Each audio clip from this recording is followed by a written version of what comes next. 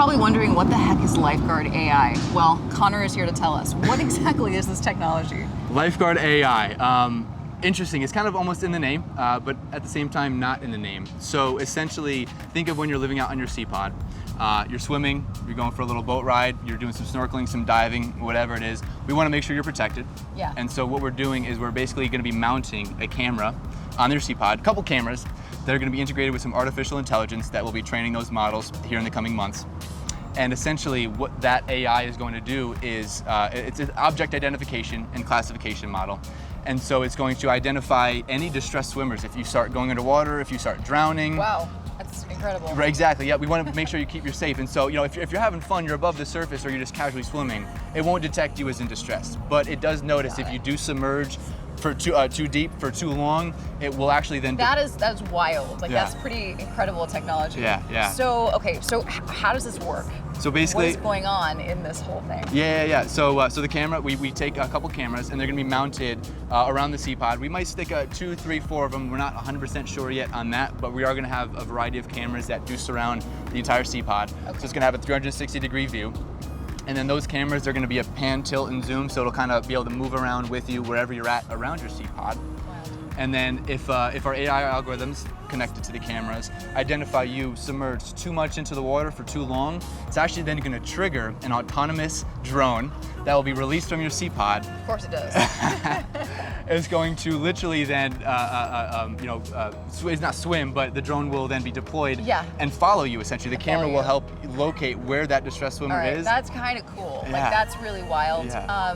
And totally, obviously, something that you would want to have, I imagine. Absolutely. In that situation. 100%, because think about it, one bedroom, one bath was our first model, and even as we scale up, you may not always have a buddy. You may be alone sometimes, want to go out for your morning swim, your afternoon swim, and so there may not be anybody around you to make sure you're gonna want that Lifeguard AI. Exactly, you're gonna want the Lifeguard AI. You're gonna want our AI exactly to be able to identify you in distress and to autonomously, without the help of anybody, deploy that drone to, and then when that drone gets to you eventually, because it'll navigate itself right to where you are, you'll latch onto it and it brings you back to the sea pod. Right, okay, so this is all like very George Orwell, so just like forgive me, I'm trying to wrap my head around this whole thing. But who came up with this idea? How did it come up, or where was the invention kind of born, I guess? So it's in-house. I'll start with saying in-house. Our CEO, Grant, he's a brilliant mind, and our engineers are absolutely brilliant as well.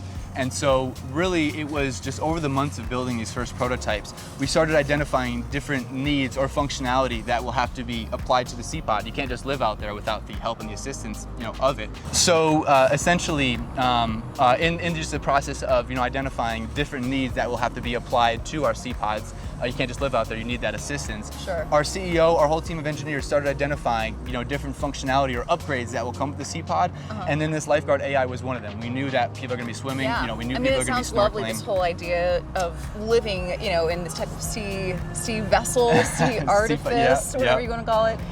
But obviously you need some of those practical things, like, if you're out swimming, you want to make sure that you're not gonna, that you're gonna be safe. So exactly. That's really cool. Exactly. Okay, so technology-wise, you might not want to get into like the whole specifics of it, sure. But if you were gonna tell somebody like myself who has no idea about any of this stuff and how it works, the basic technology comes from AI. Yep. But beyond that, how is this different than normal AI? How is it different than normal AI? Well, so that's the thing. It's nothing out of this world extraordinary. We are using pretty straightforward object identification and classification just in this specific use, rather than maybe identifying cars, for example, if we have autonomous cars that need to object identify other cars around them. Yeah. In this case, it's just people. In this case, the AI is identifying people as that object. Got it, okay. And then classifying that person is submerged for more than 30 seconds, more than 75% below their body weight. Got it, okay. Exactly, and so the longer that people are swimming, the more we train these AI algorithms. So it's pretty sophisticated. And the longer we have them deployed, the smarter it's gonna get. Yeah, so it keeps, obviously the whole kind of thing about AI is it keeps learning on its experiences. Exactly, So that is really cool. Yep. Exciting tech. Yeah, and so AI, that's obviously a huge component to it. The camera, we're just gonna be using a pretty general pan, tilt, zoom camera. The AI is really gonna be what's proprietary, what's very special. And then the drone is, I think, really the last kind of component to that, which is gonna have to be basically outfitted, equipped with the right sensors to be autonomous. We're thinking of two models, one that will be remotely controlled, and so if somebody is at the home, they can just, from your smart home tablet, you'll be able to control that drone to get to that person. But again, not somebody's not always going to be home, and so we will need that option of autonomous. And so if you're by yourself, it will be able to locate you, out there, and the drone will be able to navigate itself towards you. You grab onto the drone, and it returns you safely back Gotcha. So here. autonomous and also controlled remotely. Precisely. Okay, so this is a really kind of amazing technology, if I do say so. Where else do you see this applied? Anywhere else? Sure, absolutely. And so side note, I think that's going to be really the neat thing of what a lot of these technology projects are. They're going to be use cases for our sea pods. They're going to be able to be applied to a whole different amount of use cases. Yeah. Even here on land, well, maybe not technically on land with this one, but let's say we're at Malibu Beach. We're out on the beach, and there's thousands of swimmers in the prime spring and prime summertime. Yes. There's only so Not many always lifeguards. enough lifeguards. Exactly. Yeah. There's only so many lifeguards that could be out there, and I actually think Baywatch was doing some testing with a different, similar kind of remotely controlled drone. That's really cool. Yep. I won't admit that I was actually rescued by a lifeguard once when I was boogie boarding.